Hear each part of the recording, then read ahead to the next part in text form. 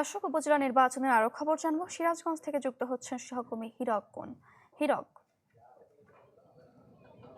যে আসলে আগামী ৮ই মে কিন্তু প্রথম দফায় যে উপজেলা পরিষদ নির্বাচন, সেখানে সিরাজগঞ্জের ৩টি উপজেলায় ভোট গ্রহণ অনুষ্ঠিত হবে।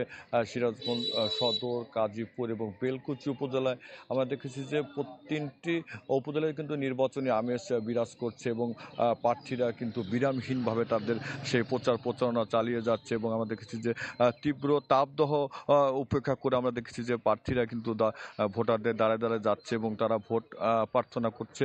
আমরা এখন রয়েছি সিরাজগঞ্জের কাজীপুর উপজেলা। আমরা দেখেছি যে সকাল থেকেই কাজীপুর উপজেলায় আনারস প্রতীকে যিনি চেয়ারম্যান পদে প্রতিদ্বন্দ্বিতা করছেন খলিলুর রহমান সিরাজি, তিনি কিন্তু ভোটারদের কাছে প্রচার চালিয়ে যাচ্ছেন এবং ভোট প্রার্থনা করছেন। ঠিক অন্যান্য যে বেলকুচি এবং সিরাজগঞ্জ সদরেও কিন্তু প্রার্থীরা সেই কাক ডাকা ভোট থেকে রাত পর্যন্ত কিন্তু প্রার্থীদের তাদের ভোটারদের কাছে যাচ্ছে এবং তারা তাদের ভোট প্রার্থনা করছে।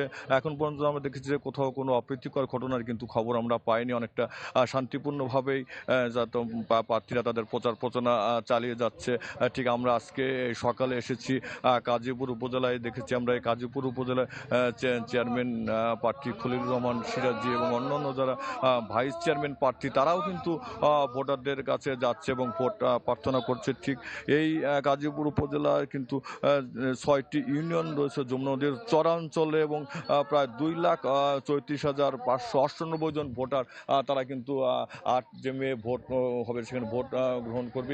ইতিমধ্যেই কিন্তু নির্বাচন কমিশনের পক্ষ থেকে, প্রশাসনের পক্ষ থেকে কিন্তু সর্বাত্মক তারা ব্যবস্থা করেছে। ইতিমধ্যেই তারা সভা সহ বিভিন্ন কর্মসূচি নিয়েছে এবং আগামী ৮ই মে কিন্তু সিরাজগঞ্জের এই ৩টি ধন্যবাদ উপজেলায়। আপনাকে। দর্শক, সিরাজগঞ্জ থেকে উপজেলা নির্বাচনের খবর জানাচ্ছিলেন সহকর্মী হীরক কোন।